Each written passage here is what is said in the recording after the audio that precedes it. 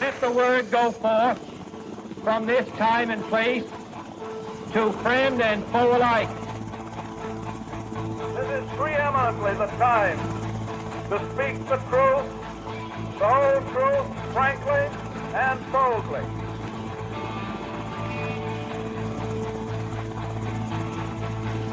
History doesn't have to be boring, buttoned up, or inaccessible. And it certainly didn't end in 1945. It belongs to all of us, and we share and add to it every day. Welcome to the History A Go-Go podcast, where I interview interesting guests, cover a motley crew of topics, and it's a place where you can sit, think, and drink all at the same time. I'm your host, Rob Mellon. You read about another bribe, you read about another tax fix, you read about another gangster getting favors from the government.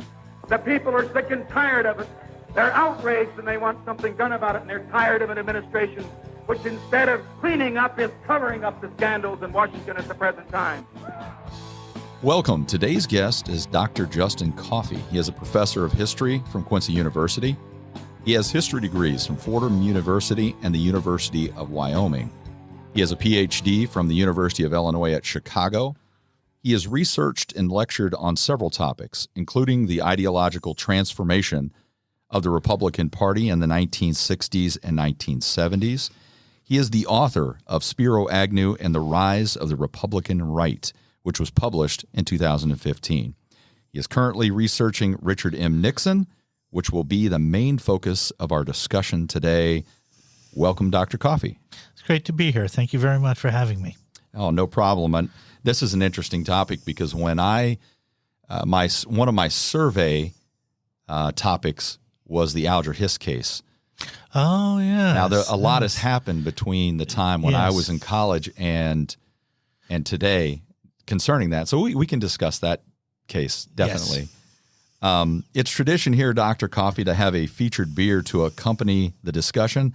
So in honor of Richard Milhouse Nixon, we have Mischief, a hoppy Belgian-style ale from the brewery in Yorba Linda, California. So perfect, right? Very, yeah, fits in, yes. And so since Nixon grew up on a lemon farm, if I got that correct, we've chosen a beer from the brewery, which they say, citrus and resin diabolically combined, ripe melon, pear, a slight peppery spice, and a precariously effervescent mixture. You are supposed to enjoy it, Dr. Coffey, but you got to keep an eye out. Yes. So that's Mischief. Yes. And you can try Mischief if you would like, the California beer, by going to Hy-Vee Wine and Spirits in Quincy. Remember to subscribe to the podcast and leave a comment. You can suggest a future feature beer. If yours is chosen, you will receive a $10 gift card from Hy-Vee. So subscribe and leave a comment.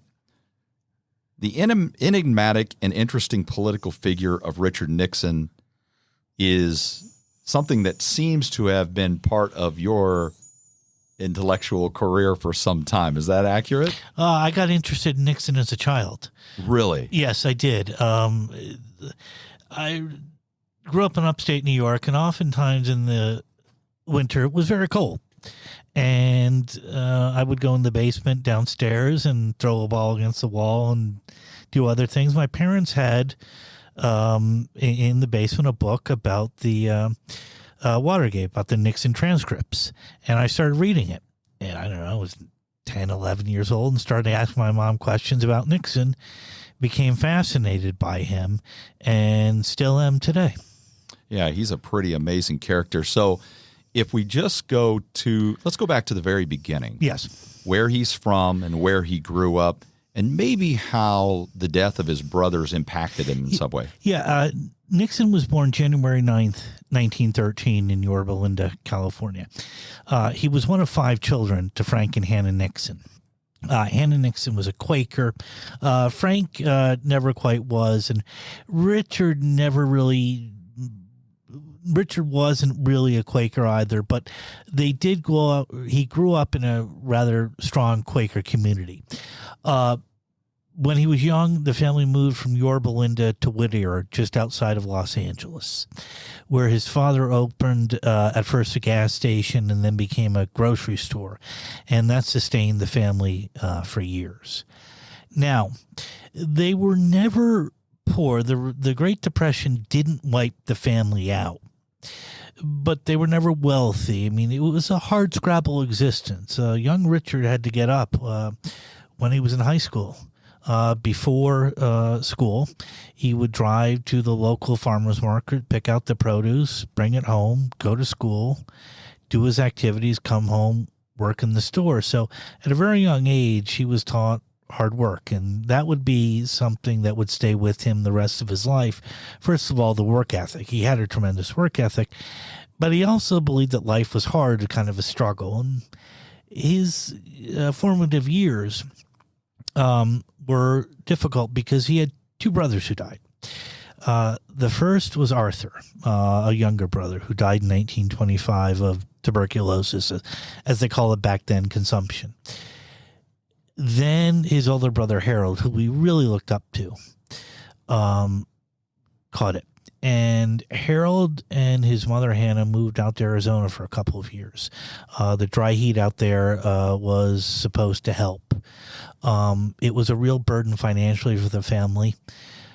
And then Harold died in 1933. If you've ever seen the movie Nixon by Oliver Stone, it shows that when Arthur died, his parents didn't cry. That actually wasn't the case. Richard said that his parents just, both of them. Inconsolable? Yes. I mean, they were devastated. And Nixon would later write that when Harold died, he decided even to double his efforts. He was going to work even harder to make his parents proud and kind of make up for the loss of two children. So his brothers dying really played a significant role in his desire really to achieve greatness, a great thing, and make his parents proud of them. Richard was, from an early age, very intelligent. There was no doubt. He was very hardworking, very well read. He finished third in his class at Whittier High School. Now, he dreamed of doing great things. He wanted to get out of Whittier. He wanted to travel east, maybe to an Ivy League school, but the family finances just would not allow it. Couldn't allow it. Now, like I said, the Great Depression didn't really hurt them that much. It was more Harold's illness and all of that. So he graduated from Whittier High School and then went to Whittier College, where his mother had attended. Whittier was a Quaker school, a small school. And again, a couple things that were marked about him. First of all, again, he did very well as a student. And ironically, and this is always kind of the ironic thing about Richard, he was an introvert. He was not a people person. He was awkward. And yet he threw himself into every single activity. If there was a student activity at Whittier. Is it because of ambition? Because there are certain things that someone would have to do if they're going to forward themselves in that arena. Student government, plays. Yes. Even if you're an introvert, your ambition might push you through to those things. That's exactly it. I mean, and we'll talk a little bit later. That's how he met his wife, Pat, at a play. I mean, that's how he... Also, and this is something that I think is important about him, when he was at Whittier, he helped found a group called the Orthogonians. The Franklins were the established kind of well-to-do students who had a social club, and they dressed up in tuxedos. Richard wasn't invited to be part of that, so he founded the Orthogonians, kind of students who weren't part of the in crowd, weren't wealthier, and you kind of see that throughout the rest of his career, this kind of feeling that he was an outsider, and this also sort of resentment at the people who had money, who... I went through and I haven't researched him as in-depth as you have, but I've looked at him, and that is one of the things that I absolutely zeroed in on. It's easy to see, actually, where he has a resentment for those types of circumstances because he worked so hard to get where he had the position he had achieved, and others would just be handed things, right? Wealthy individuals, and then He doesn't get into those crowds. No. And no matter, if you look at his career, no matter how much he achieves, even the presidency, Yes. he always feels like there's a little inferiority there. Yes. And in that competition between John F. Kennedy and himself, we'll talk about that too, but I see that as an example of that, where he has a resentment to those towards, not maybe to him personally, but to those types of people. Yes. And when he was president, he used to refer to the CIA as the Ivy Stripe Pants Boys. I mean, and again, he wanted to go to Harvard or Yale. He had the grades to do it, but he couldn't get in. He couldn't be part of the better social clubs. He was and nothing came easy in his life, and he always did have that resentment. And that's why in this Checker speech, when he talks about how Pat has his respectable cloth coat, it really spoke to a lot of Americans who, for nothing had come easy. They weren't wealthy. They had worked for everything. And Coming out of the Depression and the war. Everything, yes. And that's when he hit on that phrase silent majority, there was more to it than they were silent. It's just that he could speak to them because the people who work every day, who get up and do everything that you're told to do as an American. Yes. And you're just not known. Right. But you get up every day and you do it anyway. And I could see where his message would resonate with those individuals. You know, this is skipping ahead. Bob Dole cried at Richard Nixon's funeral. Bob Dole was the same thing. His family was wiped out in the Depression. They had to live in a basement. He served in World War II. He was just kind of that hard scrabble existence from the plains of Kansas, and that's why he and Nixon formed such a bond. It was those kind of people that Nixon connected with.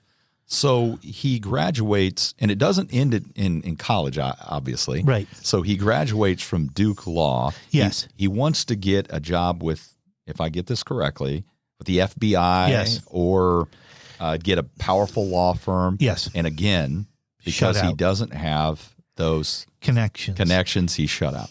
You know, he graduated third from Duke Law School, and he went to New York City before he graduated to try to get a job in one of the prestigious law firms, and he just didn't get one. And again, that's just another instance where he felt like he was shut out.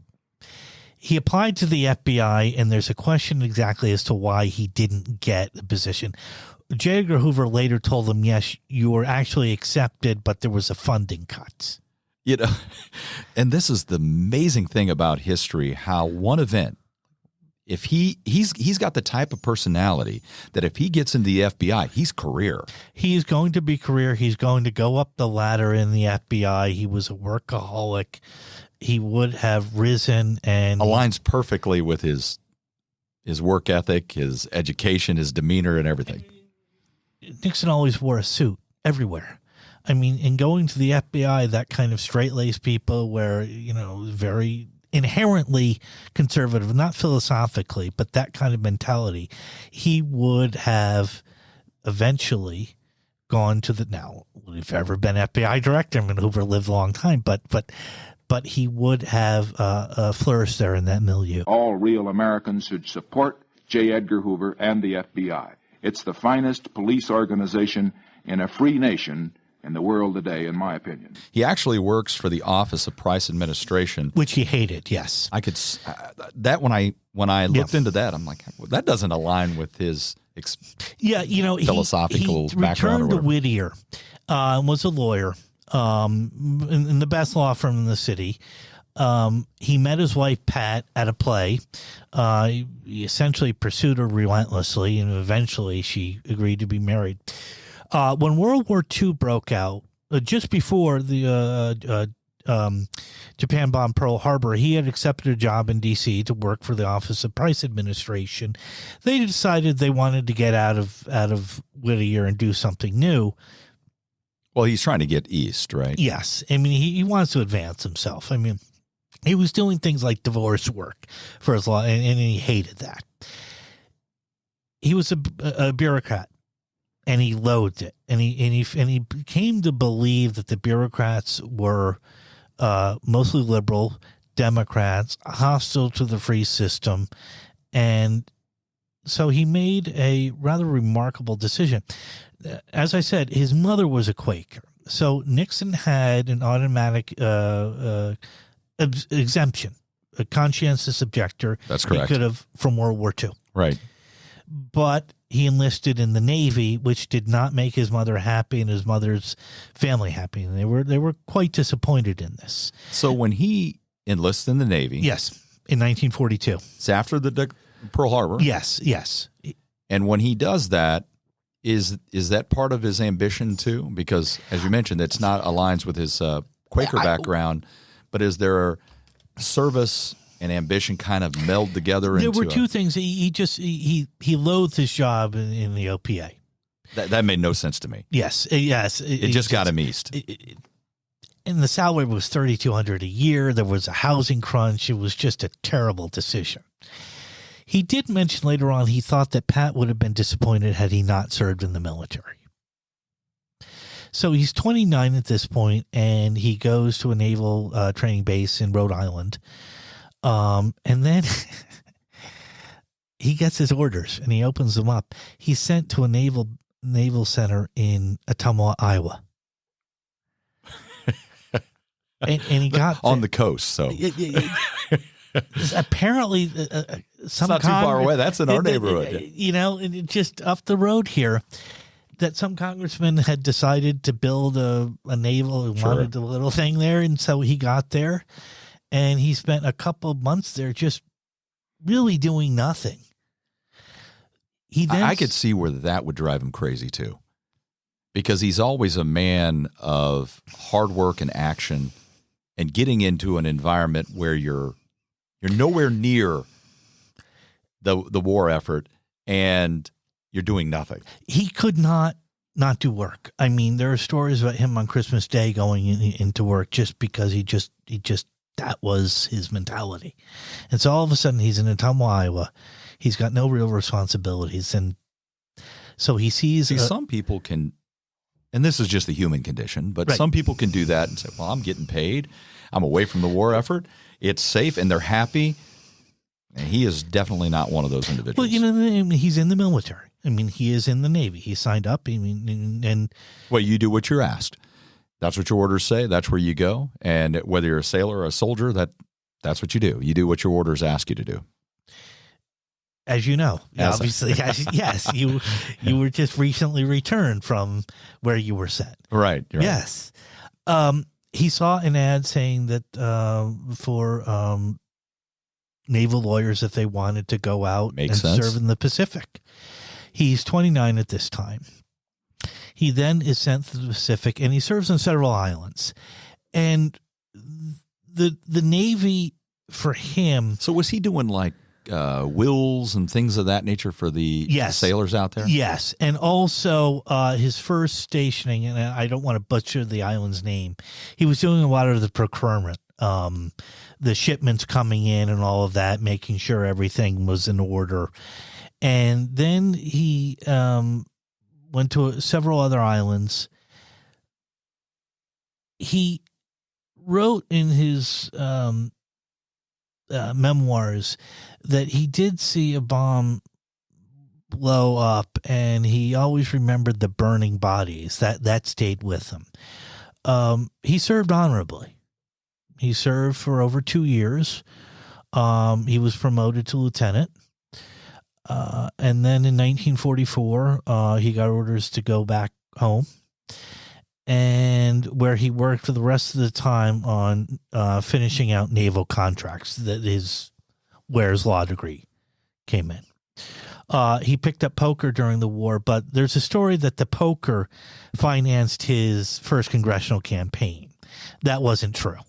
But he became, interestingly enough, a very good poker player, but in a typical Nixonian fashion, it was very utilitarian. Now that's what I heard. I was going to ask you about that, because I heard that he was so disciplined in his method of playing poker that he may lose a hand or two, but on the end, he's always going to win. Is that correct? Yes. He passed up the opportunity once to meet Charles Lindbergh because he had a game scheduled for that night. Lindbergh was brought onto a ship, and Nixon said, "No, I've got a game." he picked it up and he made maybe $4,000 to $6,000, which at the time was an enormous amount of money. Well, you said that at the Price administration, he was getting paid less than that for an entire year. Entire year, yes. Once he came home, he never played poker again. That was just a typical Nixon thing. It was something that he did. He learned it, like he mastered everything. And Not even one hand later. Just never did it. Just completely gave it up. There's a story of him after he got ill when he was in the post-presidency, where the doctors told him, you have to play golf, you got to get exercise. He hated golf. He just couldn't stand it. But, and I'm going to ask about this. Yeah. So a part of that is, that's almost a rich man's game. Yes. And he looked at that, it almost loathed that type of environment to be. He just would have to be miserable in that environment, that type of discussion and, wealthy people around him. And at that point, obviously, he has influence and he's post-presidency, but he still has influence. He's the former president in the United States. Still has to hate that environment. Yeah, and if you think about it, too, what do you do when you golf? You joke around with your buddies, you have a beer, you're out in casual clothes. That's just not him.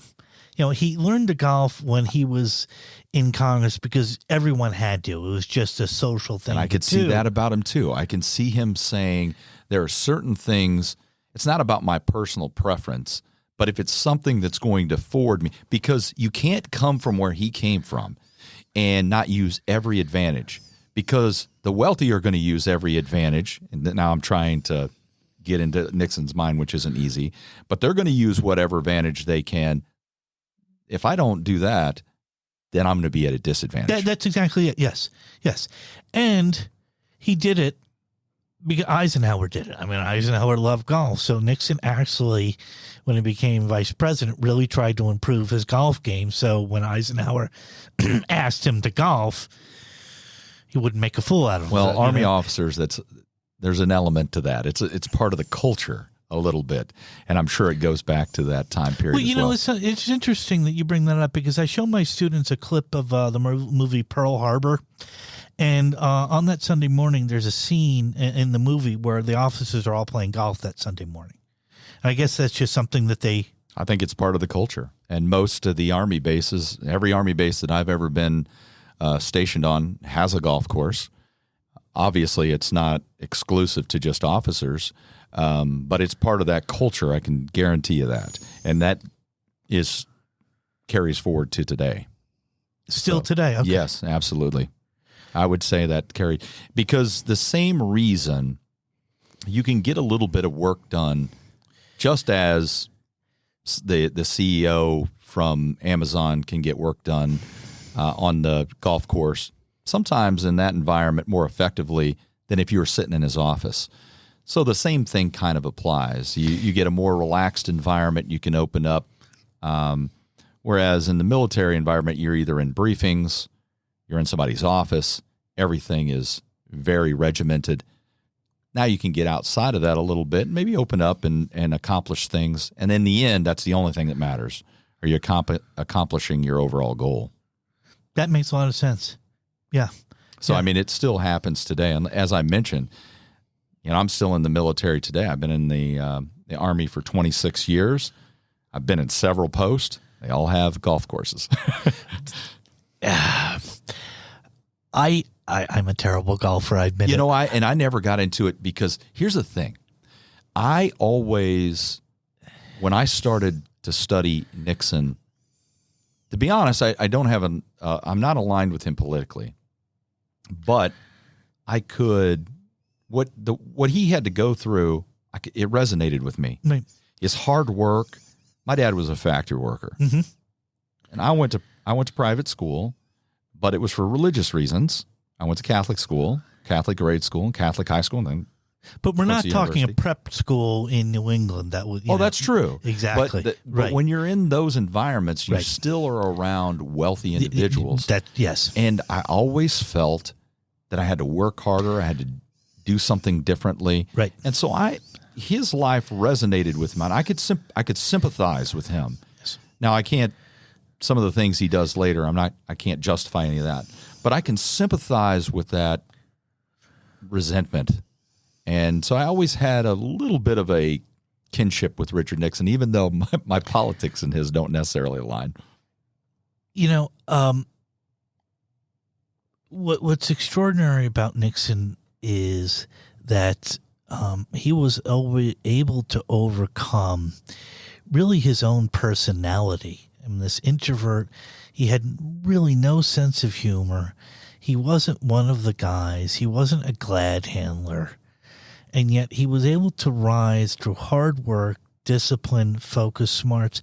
But also, and again, when we just touched on this, even Tom Walker wrote a book called One of Us. Nixon was just kind of the common, and he knew instinctively what middle Americans felt, because he was one of them. I mean, and his life story going through before antibiotics,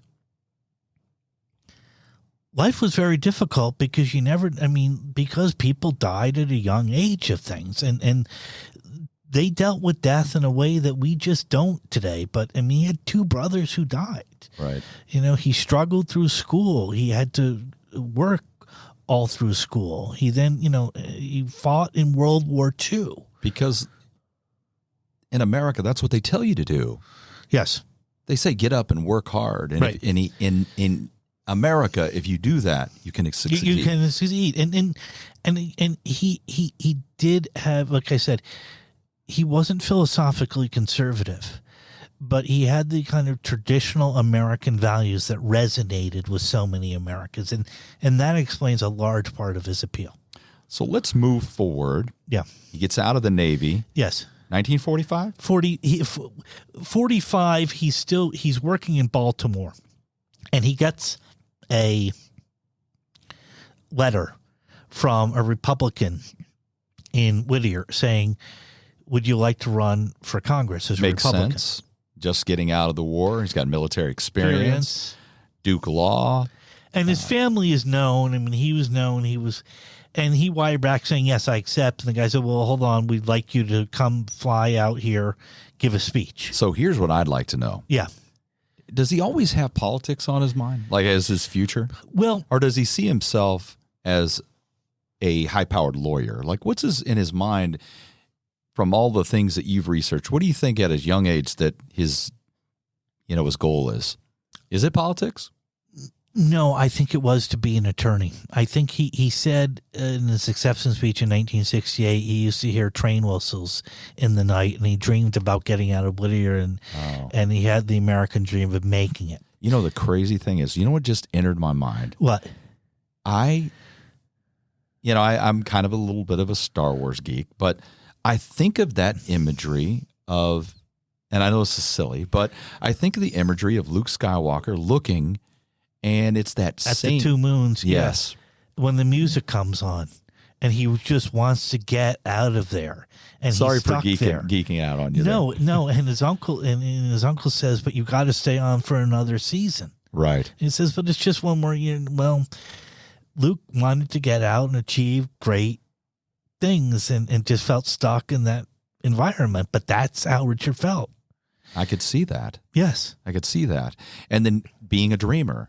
Yes. And maybe not knowing where that dream takes you, but being a dreamer, getting out of where, being impactful. That's what he wanted to do. I mean, he in high school and in college, he ran for student government. He was involved in all of these activities.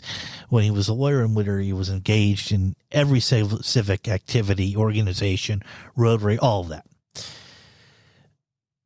His politics are difficult to narrow down. During the 1930s, his father largely supported the New Deal. That's probably not uncommon, even for later conservatives. Ronald Reagan supported the New Deal. New Deal. This is a little off topic, but Nixon, when he was president, came out and said every American should have guaranteed health insurance sponsored by the government. I remember that. About the research. Not personally. But that's what because of his two brothers. So he believed really that government did play a role. Again, he was not a conservative. There was a book published a couple of years about Nixon and the right. Nixon would often refer to the conservatives as the crackpots or the crazies. The conservatives never really liked him because he wasn't one of them. He just was not philosophically conservative. But he was asked by this Republican, Roy Day, would you like to run as a Republican? And he said, yes, I'm a registered Republican. I voted for Dewey. He flew out and he gave a speech. And there were 5 other candidates. Nixon showed up in his naval uniform. Yeah. Now I'm gonna take this back a little bit too. So when Washington shows up and he wants the commander-in-chief's position, he shows up in his uniform. That's right. Yes. Oh, yes. And then he writes Martha and he says, you know what, I had to do this. They asked me to do it. And then, of course, he doesn't mention that he showed up in his uniform every day. Uniforms have an impact. And in this case, obviously, it gives him a leg up on his competition. He said he showed up because he didn't own a civilian suit. And maybe well, it didn't. And that works out well, too. I'm a working man. Yeah. And the only thing I have is my naval uniform. Suit. And he gave a speech, and he knew exactly who to talk to. He knew exactly what his audience was. That's next level, to be honest. Politically, that's next level. He showed right from the beginning. He knew exactly what his audience that day wanted to hear. They were lawyers. They were professionals. They were kind of middle to upper middle class people in Whittier who didn't like the New Deal, didn't like Harry Truman, and thought that we were creeping that it towards served socialism. Its purpose. The economy was not in the Great Depression anymore. Yes. I could definitely see that's the case. So in the election of 46, he runs against Jerry Voorhis. Yes. 12th Congressional District in in Southern California. Yes. Could you explain what happens in that election? Because he starts to gain a reputation from the very beginning. Yeah, Jerry Voorhis was a 5-term congressman from Southern California in the 12th District, a Democrat, who had been a member in the 1920s of the Socialist Party. Voorhis had a really undistinguished political career in Congress. Just kind of gotten reelected because Democrats were getting reelected, and then during the war that was happening. Following the coattails yes, of FDR and everything. FDR, right. When Nixon challenged Voorhis, there's a lesson there, because for our leaders, you might be able to get in on the coattails of someone, but in the end, you have to do something on your own. You have to lead on your own, or you're going to have someone like Richard Nixon. Maybe not every election, but when he comes around, you're going to have difficulty winning. Nixon from the outset ran an extremely aggressive campaign. That's his. And I think there's some criticism for the way he unscrupulously handles himself in that political environment, but that's his demeanor. He's a hardworking, fighting type of individual, and that's kind of how he's going to function when he gets in that political environment. Am I wrong about that? The one campaign where he didn't run a tough campaign was 1960. He pulled his punches against JFK. It's just very weird. That is weird, because he did not attack JFK. He serves, to me, that, and we can get to that when we kind of move along, pretty shortly, because they serve in Congress together. But JFK would then be the model of everything he resents. Handed things, got in your position, not where he's uncomfortable in social situations. JFK is a master at those types of situations. All those things that would juxtapose him and JFK, you would think that it would be just the opposite.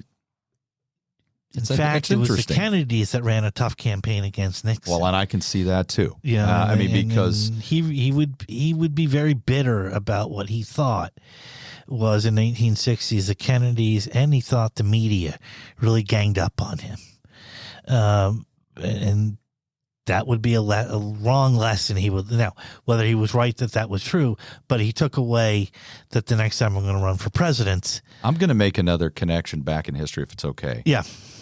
I've done a little more research on Abraham Lincoln. Right. And one of his great attributes as a politician is he doesn't hold any grudges. Right. He loses a congressional or a senatorial seat to Lyman Trumbull, and Mary won't speak to Lyman or his wife, even though they were best of friends younger. Lincoln never burns a bridge. I think that's a good political lesson to learn, and a lot of politicians can't do it. You know, Ronald Reagan was just affable with everyone. He didn't take it personally. Nixon personalized everything. I know. I could see that. Now he because he worked so hard to get what he had achieved that somebody's is trying to take it from me. And then when you factor in his belief, it wasn't just him, it was a lot of people, that they actually did steal the election in 1960. That compounds the problem. I mean, he really believed that he won. Well, it was very close, at least in votes. Yes. Electoral College, it wasn't so close, but a few votes here and there changes the whole Electoral College vote. That was the issue. In 46, I think Illinois was involved in that. Illinois and Texas. Lyndon Johnson had a way of delivering votes. He was good at that, wasn't he? He was very, very good. So if kind of, I really enjoy the conversation. Yes. But to go back to 46, yep. He runs against Voorhis. He uses what Gary Wills calls denigrative method politics, which is attacking your opponent. Does that carry with him throughout? Does he learn in 46 this is the nature of the American political campaigning, and I'm going to use this throughout my career? That's what I was just writing about. I just finished writing about the 46 campaign. What occurred was there was a debate between he and Voorhis. Right. Voorhis had taken money in 1944. It's complicated, from a political action committee called the CIO PAC. Right. By 46, so the CIO has, to put it into context, the CIO had some connection with socialism or communism. By the 46, labor movement. It had been taken over pretty much by communists. The actual PAC. So that's political suicide for Voorhis in that environment at that time. See, that's the issue. He had said, I don't want your endorsement. Right, I remember that. What occurred was, at the debate, Nixon pulled out a piece of paper saying, you've been endorsed by the NCPAC. Yes. A different PAC with a lot of the same members. And Voorhis stupidly took the piece of paper in his hand. And Nixon said, you see, there's no difference between the two. He baited Voorhis in that debate. And once that event happens for Voorhis, is it Voorhis? Is the correct pronunciation? Or Voorhis, yeah. Voorhis. Once that happens, his fate is sealed. You know, is that right? 2 days later, Voorhis sent a telegram to the NPAC saying, please rescind your endorsement. Now, Nixon contended in his memoirs. Too late. That the real issue was the economy. Republicans won 55 House seats. They won back the Senate also. They won a dozen. Remember, in 46, there were still shortages. But at the same point in time, there was also inflation. So Americans were angry because it's been more than a year.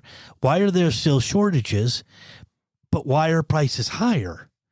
And at this point, Harry Truman is an extraordinarily unpopular figure. The Republicans run a well-financed campaign throughout the country. And historically, if you think about it, in 1945, what did the British voters do? They voted Winston Churchill's party. That's correct. Out of office. 2 months after Churchill had led the country through World War II, Labor annihilated the conservatives. People wanted change. Well, the same thing happens in 46, and Nixon writes that no, the economy was the main issue. It would only become, over time, Nixon claims, that this legend, that communism and what he did.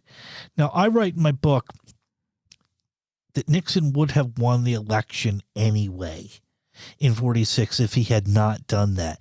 And what he did was just underhanded. It was deceptive. It was deceptive. He did, and unnecessary. And he's smart enough in his career, that is exactly what happens. And obviously, we won't even touch on the Watergate break-in. Completely unnecessary. He's going to win anyway. Yes. But if you go back to that boy who's working hard, and he's in school and he feels shut out, something's going to be stolen from me, and I have to use every means at my disposal to win. Yes. And he would have won anyway. He just would have. So when he beats Voorhis, yes, he enters Congress. The Republicans put him, and this is kind of what sets him on a trajectory, on the House Un-American Activities. He had wanted to be Committee. on the Judiciary Committee, but he didn't have the seniority. So he was given a seat on Education and Labor, and then HUAC, the House Committee on Un-American Activities, which had been established in 1938, originally to investigate Nazi infiltration. Right. But then, that when I looked at that, what I remembered about the House Un-American Activities Committee, that's the first thing that struck me. Like, well, it was actually in existence. It wasn't even focused on communists. It was focused on Nazis. And of course, then it was Martin Dies from Texas takes over, and it becomes yes. But then later, it lasts until 1975, and that was the other thing that was kind of interesting when I looked at the HUAC. But when Nixon gets there, because of the politics of the time, what's going on in the world at the time, it positions him perfectly. It starts to make him a national figure. If the Committee on Un-American Activities had not been in existence, Alger Hiss would be free today. The exposing of that conspiracy in itself was a great service. Now I feel that the Committee on Un-American Activities renders a necessary service. The public should stay behind it. I do feel that it is essential that we have good procedures, that we protect the innocent from being smeared by people who might have ulterior motives. But I think the facts regarding this sinister communist conspiracy and other subversive activities should be brought to the American public, and that the President should cooperate with the committee in bringing those facts out rather than in resisting us at every turn. When I work for the news stations or on radio, to analyze, and in the classroom, I don't editorialize, I don't push my opinions on students. Sure. But it is clear now, abundantly clear, that there had been communist infiltration of the United States government during the 1930s. That's true. That is true. And we know this now. A number of the Soviets, through the Comintern, had placed a lot of, we still don't know the full extent, Americans in key government positions who were then passing secrets to the Soviet Union. Yeah, I mean, all of that's true. What gets caught up is all of the other individuals that get implicated very loosely, without a lot. And so then the actual individuals who are involved, and we'll get into Alger Hiss in a second. Right. But the actual individuals get cover because of all of the other individuals who just loosely get associated and get blacklisted or guilt by associated. Yes. So both is true. The Hollywood 10. Could you talk about that briefly? Is Nixon involved with that? Yes. HUAC does call members of Hollywood before the committee in 19... And they call a lot more than the 10. 10, yes. Ronald Reagan. 300, I believe. Ronald Reagan testifies. Walt Disney, I believe, testifies. Yes. And Ronald Reagan testified before the committee that there has been a communist infiltration. And that's when you begin to see Reagan turn to the right, because he was chairman, of the, what do they call the Actors Guild. The Actors Screen Actors Guild. He was the president, I believe, of the Screen Actors Guild. And he got in a fight with them, and he drove them out. And this is where he begins to turn to the right, and he impressed people. He was probably the one person who did the most impressive thing. But there were then a group of Hollywood 10 figures who were clearly blacklisted, but then there were a group of others who were silently blacklisted. Right. Burgess Meredith, if you've seen the Rocky movies. Right, sure. He was blacklisted. I don't know if you ever heard of an actor, Fritz Weaver. Fritz Weaver was also blacklisted because he had been a conscientious objector in World War II. He was on the left. He was blacklisted. what's really, I tell my students this, and I think it's a great thing Rod Serling did. When Rod Serling created the Twilight Zone, he started hiring Fritz Weaver, Burgess Meredith, and others who had been blacklisted. Rod Serling was the first one in Hollywood who essentially broke that and started hiring some of them back. Well, many of them, for First Amendment reasons, decided to not cooperate. Right, and the fact that they did not cooperate, there wasn't going to be any charges brought against them, but that didn't mean there wasn't any informal repercussions from that. And that was exactly the case. Yes. Humphrey Bogart was testified before HUAC and just denounced it and said this is a witch hunt and you're destroying people's lives. Innocent people got caught up in it. And it was never a crime to be a communist. It wasn't illegal. But it is a crime to give information. And that's the difference. And that's the issue here. You also then get caught up with Joe McCarthy, who was an alcoholic and someone who was not interested in evidence and just using it politically to forward his own agenda. And then he attacked the army. And that ends his... That basically ends his influence. So when you hear this term McCarthyism gets bandied about, that you just lumps everyone. But we have to understand in this context, there had been individuals who were working for the Soviet Union. So let's take the discussion then to the most famous of the House Un-American Activities, those subpoenaed, Alger Hiss. Yes. So Alger Hiss he very intellectual. Yes. Graduated from Johns Hopkins, Harvard Law. Yes. He serves as a clerk for Oliver Wendell Holmes. Frankfurt or Holmes, yeah. I think it was Holmes. Yeah. New dealer. Yes. Helps FDR at the Treaty of Yalta. State Department official. Later becomes Secretary General, actually, the meeting of the at UN, yes. When it was founded in 1945. So a pretty illustrious career, but he gets called. He was actually implicated years before. It wasn't just to the House Un-American Activities Committee, but it was dismissed out of hand.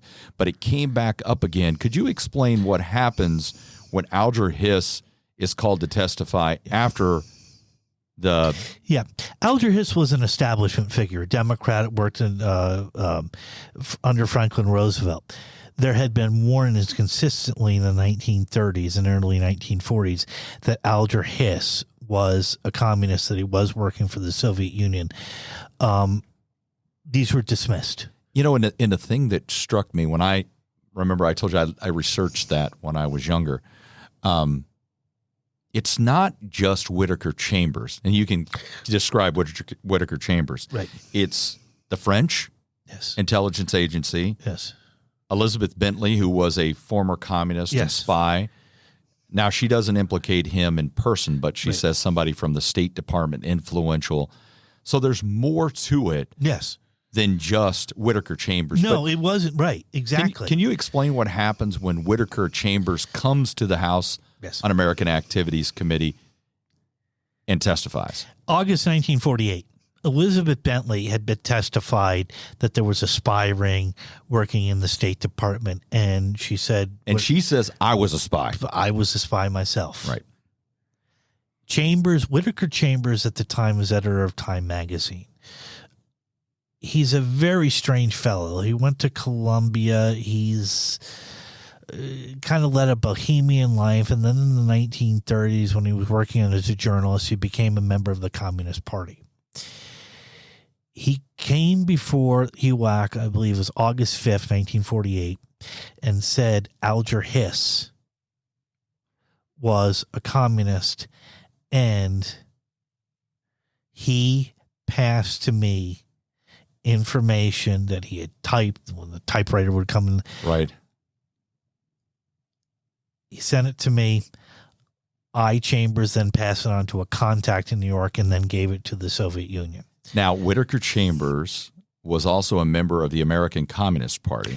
He was, and he admitted that. He was a communist, but he turned during the Stalinist show trials. So I'm wondering, when you look back in history and you look at someone like Chambers, what I always thought is how much of it is, now granted we have information later about Hiss and it's more than just his testimony, but just to get his own self out of the spotlight. Is there any of that where I need to redirect this pressure on me to someone else, and Hiss is the best option for that? You mean by 1948? No, because again, by 48, Chambers is editor of Time magazine. He's working for Henry Luce. He's established himself, and he doesn't really need to do this. Now, he had told Adolf Berle in 1939, look, Hiss is a communist and you got to do something about them. And he had been telling people for years, but nothing had happened. For years, biographers tried to turn this into something about Chambers and Hiss. And right. There were allegations. Again, unfortunately, at the time, views of homosexuality were not as advanced as today. And there were some questions about Chambers' sexuality, and there were some people who claim that Hiss had spurred Chambers, and also Chambers was he's one of those individuals that is not a good witness. You know, and if you would have a case and someone who may be privy to the information, but the character himself is damaged. Is that accurate? And if you looked at him, and there would be photographs in the newspaper the next day, he's very unprepossessing. I mean, he just does not look good. Disheveled and very disheveled. I mean, he didn't care about his appearance. He kind of mumbled. And if you juxtapose that with Hiss, pristine, yes, very lucid. And so I could see where that could create well-clipped Eastern establishment. Why are you listening to this guy? And he's crazy. Yes, he may be homosexual. He's totally nuts. And now you're going to implicate Alger Hiss? That was the film, and that was the issue. When Chambers testified, people were like, "This guy, really?"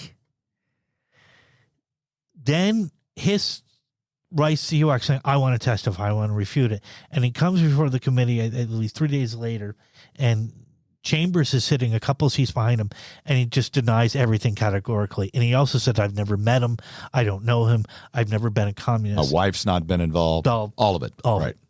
And the Washington Post immediately, and this will stick with Nixon the rest of his life, the Washington Post says, Alger Hiss has been slandered. Chambers is a liar. This committee is a disgrace. And most of the committee wants to give up on it. Like this is just politics. Yes. But Nixon decides to pursue it. But there was also an investigator, Robert Stripling, who had some inside information about Chambers and Hiss. And Hoover, and again, you wrote about this. Hoover, years ago, but yes. The Catholic priest, Father John Cronin. Yes. Bentley. They all. That's what drew me to it. It's like, man, this is an interesting situation that a lot of people don't know about. I mean, we could talk probably for the entire yes. On the Alger Hiss case. So what really, because one of the congressmen actually, and it's been such a long time, I apologize, but one of the congressmen tells both of them, one of you are going to be convicted of perjury. Yes. And I'm forgetting who that member of Congress, because interestingly enough, this is the actually next subject that I'll be writing about in my biography of Nixon. Yeah. Yes. So, so then what happens is Chambers has a little more information. Yes. He's reluctant at first to provide it, but then and that was always weird. Chambers, right? I didn't get that either. Again, it's just Nixon. Like you throw yourself completely out there, and then the one thing that could really solidify your argument, but then eventually he takes investigators to a pumpkin patch, and this is where it really gets strange. And a hollowed out pumpkin. There's some 35 millimeter film in there that has documents that then are proven to have been typed on a typewriter owned by Alger Hiss. Yes. I think it was a Woodstock model typewriter, which is kind of interesting in itself. And the other interesting thing about the typewriter is similar to a bullet strike, the strikes of those typewriters back then were all different. And that's part of it. That was part of the investigation, that they said it had to have come because of the strikes on that typewriter. It had to have originated from Alger Hiss. Nixon's on vacation, I believe, and he makes this. He's always theatrical for a man who you mentioned is very socially awkward. When he gets a chance for some drama, there's a picture of him jumping, kind of hopping off the boat. Yes, to get back. Yes, because I was on vacation, but duty calls. And then there's a picture of him holding up the microfilm. Yes, there is. But you can't actually read the microfilm. Oh, of course with not. a magnifying glass. I am holding in my hand a microfilm of very highly confidential, secret State Department documents. These documents were fed out of the State Department over 10 years ago by communists who were employees of that department and who were interested in seeing if these documents were sent to the Soviet Union, where the interests of the Soviet Union happened to be in conflict with those of the United States. Nixon had arranged a meeting between Hiss and Chambers in New York and put them in the same room. And Hiss had said, "Oh, yeah, I knew this guy, but as Mr. Crowley." And when Hiss left the room, Nixon said, "We've got him. We've got Hiss. He's lying." So what happens to Hiss after that happens? Well, remember, there's a trial. Investigation. There's a trial. Right. And at the first trial, Hiss is not tried for espionage because there's just not enough. There's not. What he's tried for, the statute of limitations had run out. Okay, yeah, that's correct. He tried for perjury before a congressional committee. The first trial ends in a mistrial. Nixon is devastated. The second trial is convicted, and this is 1950. Does he get 5 years? Yes, he does, but I don't think he serves two? He doesn't serve the full time. What this has done in the public mind is it makes Nixon a national figure. But this is his first battle against the Washington establishment, and the entire Washington establishment had lined up behind Alger Hiss, the Washington Post in particular. Dean Acheson said after Hiss was convicted, "I don't intend to turn my back." Truman said privately that son of a bitch betrayed his country, but he still wouldn't give any bona fide, any credit to Nixon. And Truman is a pretty avid anti-communist himself. Oh, very, very much so. But he just he was showing some stuff about Hiss, and he said it betrayed him. But again, Hiss was a member of the establishment. There's another lesson here, and the lesson is you have to follow the facts wherever they go. And if that's where the facts lead you, as distinguished as his career was, right? The facts in that case, and now we know later. So do you know much about the Venona? Venona. Yes. So could you describe that? Now, this is years later because Hiss constantly had said this was all a witch hunt. I didn't have anything to do with this. I'm not a communist. Throughout his entire life, he serves his, I think, 2 years of the 5-year sentence. And then in 1996, after the wall had come down, some things get declassified. And then there was this information that pretty much implicates Hiss. The FBI began intercepting during right before World War II, and then during World War II, telegrams that were sent from Washington, the Soviet embassy, to the Soviet Union. Still today, not all have been transcribed. The code hasn't been completely cracked. Even still today. Even still today, there's still things that are hidden. But the Venona transcripts, what they are like I said, the interception of messages.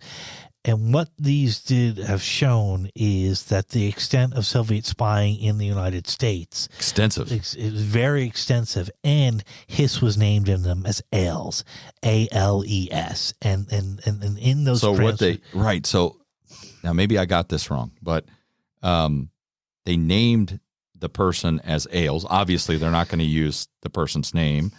He's a Soviet agent in the State Department, Yes. which Ailes was. He accompanied FDR at Yalta, Yes.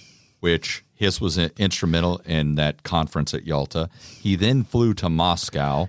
I can't think of – there had to be very few people that accompanied him on that trip. The NSA, I think, later said Ailes had to be Alger Hiss. Yes, and also the East Germans, they released documents after the Berlin Wall fell that showed that Hiss was So do you think, because he served admirably in other capacities, right?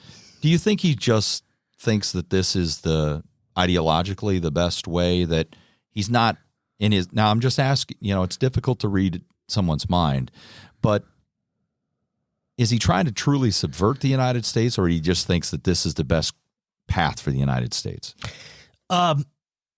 Is that a fair question, or is it? Yes, no, it is. Why did some of these people do it? Because he doesn't seem un-American to me leading up to that. Well, because he had served in so many, and I know he believed in some sort of international peace, and maybe he thought there was a coming conflict, and this was the way to head off the conflict. So many people in the 1930s looked at the United States and saw the economic depression. That's and right. then they came to believe that there was this economic miracle and equality in the Soviet Union. And not to get us off too much of a tangent, but that's something that FDR doesn't deserve enough credit for, in my opinion. Because in my opinion, he saves not only democracy, which is waning at that time, but he saves American capitalism to say this is the mold. American capitalism can survive depression and the war. Am I George off? Will wrote that. George Will, the conservative. Okay. Yeah, it said Franklin Roosevelt saved capitalism from itself. I remember a history teacher telling me that Franklin Roosevelt, the greatest thing he did was in 1933, he didn't become a dictator. If you look in 1933, Hitler seizes power. He's appointed, but then and we crushes. always believe in the United States that can't happen. And world history has proven to us it happens everywhere else. Everywhere else, democracy had fallen apart. Dictatorship was on the rise everywhere. And yet Roosevelt doesn't become a dictator. He works within the political system to reform it. I mean, this is such an amazing story. I appreciate this entire conversation. Maybe we can come back at a later time and you can discuss the later Nixon. But if we can move ahead to his ascension into the Senate. Yeah, this is an area. So he wins. Yeah. This is fast to me because he leaves the military at the end of the war. He wins the election of 1946 at the 12th Congressional District. He gets placed on the House Un-American Activities Committee, thrust into the national spotlight with the Alger Hiss case, and then within a few years, now he's running for Senate in 1950 against Helen Gahagan Douglas. So before we run out of time today, what happens in that election in 1950? This is a matter of he's dispute. moving fast. He runs in 1950. There was a retiring senator, Sheridan Downey. Nixon gets the Republican nomination in a very tough contest. So it was already a Republican-held seat. Yes. Okay. And there's a retiring. No, it was Democrat. Sheridan Downey was a Democrat. Oh, okay. But it was retiring, so the incumbent is so it's an open seat. Yes. Nixon gets the Republican nomination easily. What occurs in the Democratic primary, it's a nasty, nasty battle. And Helen Gahagan Douglas, an actress who was married to Douglas, whichever Doug, wins the nomination, but it had been a bruising battle in which some of her opponents had called her a communist because she had opposed several pieces of Truman's Cold War policies. You know, there are individuals who believe that the old convention system is the best way to go, that the progressive era primary system, what it does is it damages a candidate so severely in some cases, which seems to be the case here, that the old convention system, it's closed, you can hammer each other, but then at the end you don't destroy, you don't spend all that money. I mean, primaries are expensive, and then they attack each other. And because the primaries are a progressive era innovation. Yes, and you can talk about did really making the Senate they thought that they would make the Senate more democratic and less beholden to money Right. by having direct election of senators. Which made sense back then. But now every senator is a million, No question. Douglas called Nixon soft on communism after she got the nomination. And as Nixon always pointed out, she started it. Nixon never said she was pink right down to her underwear. That's an apocryphal story. So that's not true. That's one Because of these in things that election, that's what you always hear. He never said that. It's one of these apocryphal sayings. He didn't say it. Now, were there some pink sheets pointing out her record? There's this debate now whether or not there were some posters put around the state of California, and whether or not the shade of the paper was actually pink. So there's a congressman named Vito Marcantonio from New York. And the way I had always understood that election of 1950, the senatorial election, was that he tied her to his voting record, that Vito Marcantonio, who was the most far left wing, yes, of the congressman. And then he said, look at their voting records. They vote exactly the same. Yes. She says, I'm an anti-communist, or I'm a communist. Look at her Yes, record. and that's exactly what happened. You want to hear the ironic thing? Vito went up to Nixon during the campaign because they were both members of Congress. Says, I really hope you beat her. Wow.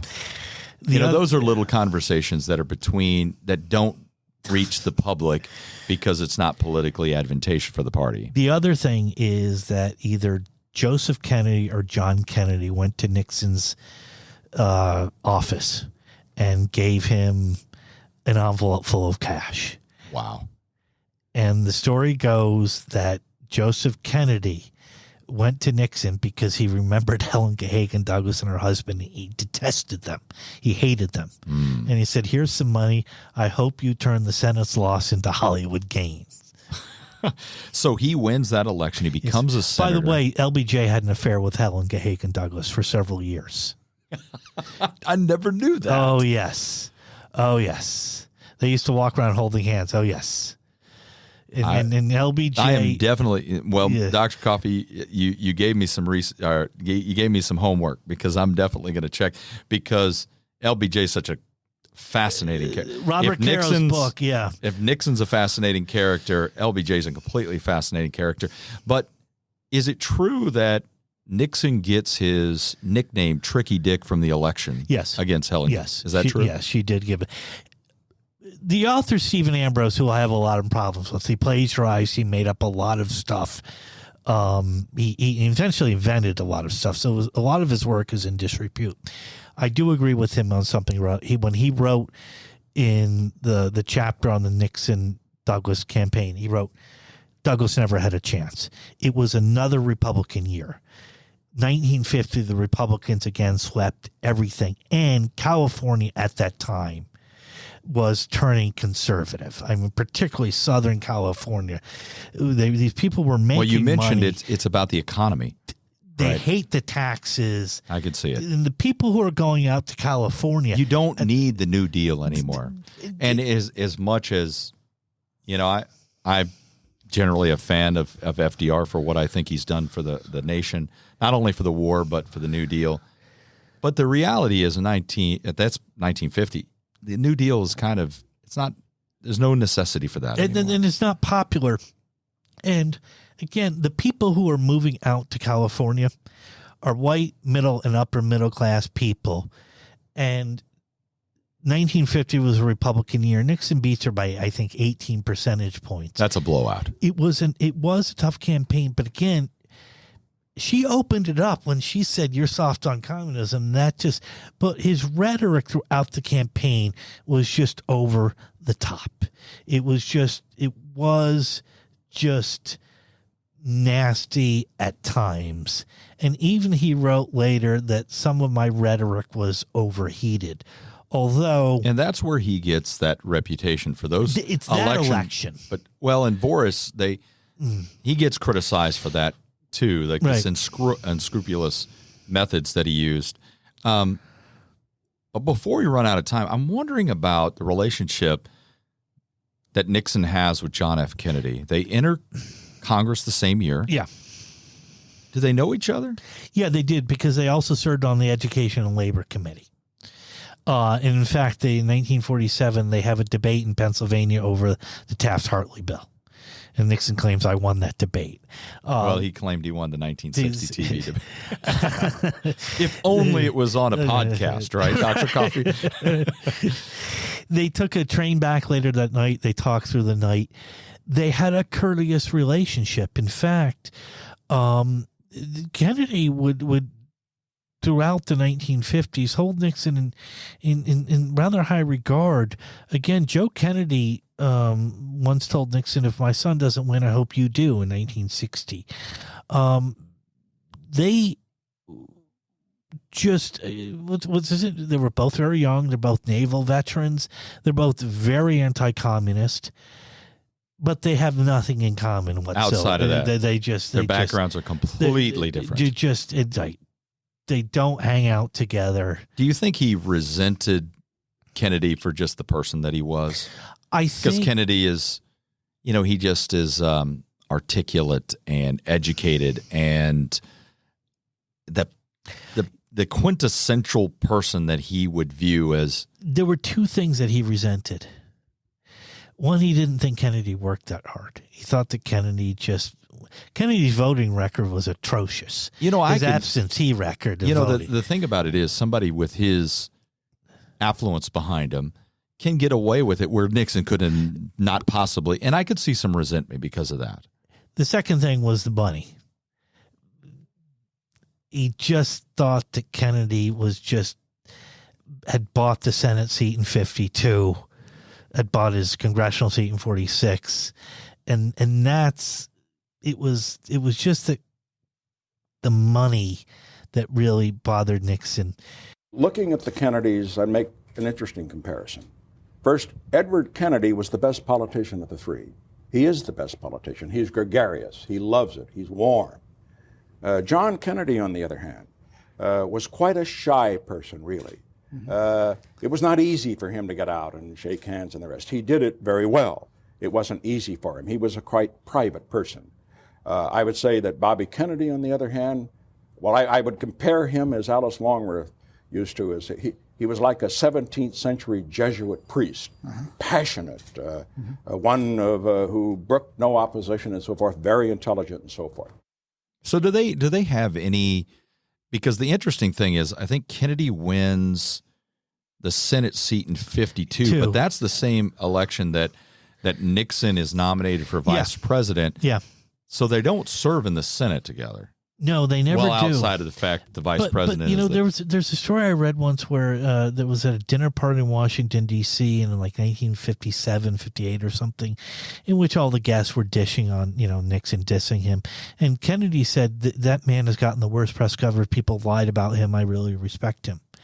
They had a good relationship, but Kennedy would say later on, when he was president, you learn to hate the person you're running against. And he said that in relation to, Kennedy was friends with Barry Goldwater and got along with Nelson Rockefeller. And he was talking to a lady, he was saying, don't worry, over time you're gonna learn to hate him. And so the 60 election really turned very, very sour. Although if we ever talk about Nixon and Kennedy and Eisenhower detested each other. They don't seem like they just come from different backgrounds. The two of them. See, the thing is, Kennedy thought Eisenhower a stupid old doddering old man. I know that Nixon has, at the convention, he has influence over the California delegation. Yeah. And he helps support Eisenhower. Mm-hmm. And of course, then California pushes him forward as a vice presidential candidate. Right. And maybe because of that. But other than that, why does Eisenhower, if that's the case, why does Eisenhower choose? Because I can see how an Army officer, which is really what Eisenhower is. He's not a politician. No. He's an Army officer. And he functions that way even later. He doesn't deviate from that. That's what he knows. Looks at the way that Nixon has been a politician in 46 and 50 and just not said that's not how I would function as a. Is that true? They met in, it was either 51 or 50. Even though I know that Nixon was an officer, a naval officer as well, but the way that politics, because a general like Eisenhower is they're normally apolitical. Even Grant hadn't voted in how many elections before he runs for president. That had been the tradition for generals. Yeah, Eisenhower hadn't voted in the 30s, right. And Eisenhower really had contempt for Harry Truman, who thought he was a political hack. Nixon was chosen because the Taft wing of the party and the Eastern establishment wing of the party, he couldn't pick a real liberal. He couldn't pick a conservative. Nixon appealed to everyone, and that was plus he was in the news. He was in the news, right? He had some national, and he had notoriety. California, but he didn't. But the conservatives liked him because he had gotten Hiss. But Tom Dewey, the ultimate Eastern establishment figure, found Nixon acceptable, and other Eastern establishment liberals did, because they didn't think that Nixon was an ideologue. He wasn't, again, ideologically. Nixon was never associated with the right wing, and that's why he's chosen, because he doesn't offend either the liberals or the conservatives in 1952.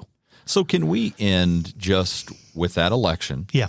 Which, of course, Eisenhower's going to win, but his vice presidential nomination comes into a little bit of peril because of a New York Post article, which was liberal at the time, the New York Post, and certainly he's got enemies. And it says the secret rich men's trust fund keeps Nixon in style far beyond his salary, and then because of that, he has to protect his nomination. Right. Goes on national TV, which is known as the checker speech. So let's end today with what happens in the checker speech and how does it protect him politically? Nixon's supporters had set up a fund for his travel and other political expenses. So it's not personal, although he did have some personal items. Is that correct? Which like a Cocker Spaniel is. Well, that was given to him from a guy in Texas who sent us that was given to him. A Cocker I know Spaniel, that he but uses that wasn't out of the fund. Okay. No, Nixon had an expense account that his supporters created. It was open. It was public. It wasn't a law, and it was just for remember something. Back then, you were only allowed to travel twice on taxpayers' dime each year. So he needed travel expenses in California and to campaign and D.C. and everything. It turns out that John Sparkman, the Democratic vice presidential candidate, had one, but so did Adlai Stevenson. Adlai Stevenson had a huge one. And then in the speech... I could see that where that would bother Nixon, too. It's like, hey, wait a minute here. But that was the issue, yes. This is the way... Now I'm going to make another deviation. Can I make a quick little deviation here? Yes. And it's this... I'm not going to compare these individuals, but Benedict Arnold always resents the fact that he's held to a different standard than other generals. And he believes that, wait a minute, why am I going up for a court-martial when all these other generals did the same exact thing, but for some reason, because I'm not influential and powerful and come from a powerful family, I'm the one who gets criticized. Not to compare the two, but I don't know. That's just what I thought of. No, that's the thing. I mean, Adlai Stevenson, the governor of Illinois, had one and was worth a lot more than Nixon. And the press reported on it, and it was one-day story and just went away. And Sparkman, the senator from Alabama, also had one. But again, the New York Post had trumpeted this thing, and Nixon, it looked like he was going to be dumped. And so what he did was the Republican National Committee bought him television time. He went into the studio in La Alhambra, California, with his wife Pat sitting next to him, and he went through, said, these are my expenses, this is what I'm line worth. By line. Line by line. Like here you want to see how poor I am, I'm going to tell you how poor I am. I'm going to tell you and this is where he says, my wife doesn't have a mink coat. She has a cloth coat. The Truman administration had a scandal with administration officials, their wives getting mink coats. So Nixon said she has a cloth coat. But Pat and I have the satisfaction that every dime that we've got is honestly ours. I should say this, that Pat doesn't have a mink coat, but she does have a respectable Republican cloth coat. And I always tell her that she'd look good in anything. Very smart. Politically very smart. Very. He doesn't deserve enough credit for being... If you read anything, so Gary adept at Wills's chapter on the Checkers speech is still the best thing. If you ever want to read Nixon Agonistes, it really is. It's a brilliant speech. Then at the end of the speech, he says, I don't care what happens to me, but we did get a gift. A guy from Texas sent us a Cocker Spaniel Checkers, and no matter what happens, we're not giving it back. He says Tricia, the 6-year-old, loves it. Maybe Eisenhower started crying. One other thing I probably should tell you, because if I don't, they'll probably be saying this about me too. We did get something, a gift, after the election. A man down in Texas heard Pat on the radio mention the fact that our 2 youngsters would like to have a dog. And believe it or not, the day before we left on this campaign trip, we got a message from the Union Station in Baltimore saying they had a package for us. We went down to get it. You know what it was? It was a little Cocker Spaniel dog in a crate that he'd sent all the way from Texas. Black and white, spotted. And our little girl, Tricia, the 6-year-old, named it Checker. And you know, the kids, like all kids, love the dog. And I just want to say this right now, that regardless of what they say about it, we're going to keep it. That is how a political speech can change your... And it did. It was a brilliant speech. It saved his career. The reaction was overwhelmingly positive. Keeps the nomination. He kept Eisenhower wins. Yes. And he's vice president. He's only 39. I mean, he's 40 years old. So just to kind of recap a little bit, yeah, and to conclude our conversation today, leaves the Navy in 45. Yep. Elected Congress in 46. Elected to Senate in 50. 52, he's already the vice presidential, nominee. And then in 53, he's the vice president. And he wins, Eisenhower wins two consecutive elections. So he serves as the vice president. That is meteoric. Just stunning. Remember, all of this is before, but in 1960, he'd already been a congressman, senator, vice president. He's only 47 years old. Just an extraordinarily rise to power. And within a hair of winning the presidency. Yes. And the interesting thing is, in that election, JFK has a similar meteoric rise. Right. Yes. And I guess the nation was just ready for that. I want to thank our guest today, Dr. Justin Coffey, for the insight into Richard Nixon. Such a fascinating person. Endlessly fascinating. Fascinating.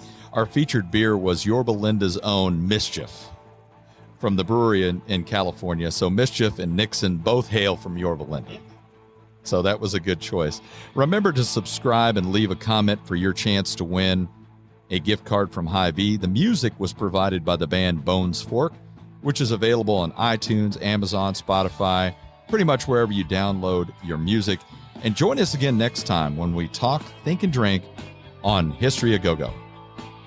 And as we contribute to the Republican cause, what we will do is to forge a great victory for the Republican Party next November. But a victory which will be a victory not only for the Republican Party, but what is more important, it will be a victory for America and for the cause of free peoples throughout the world.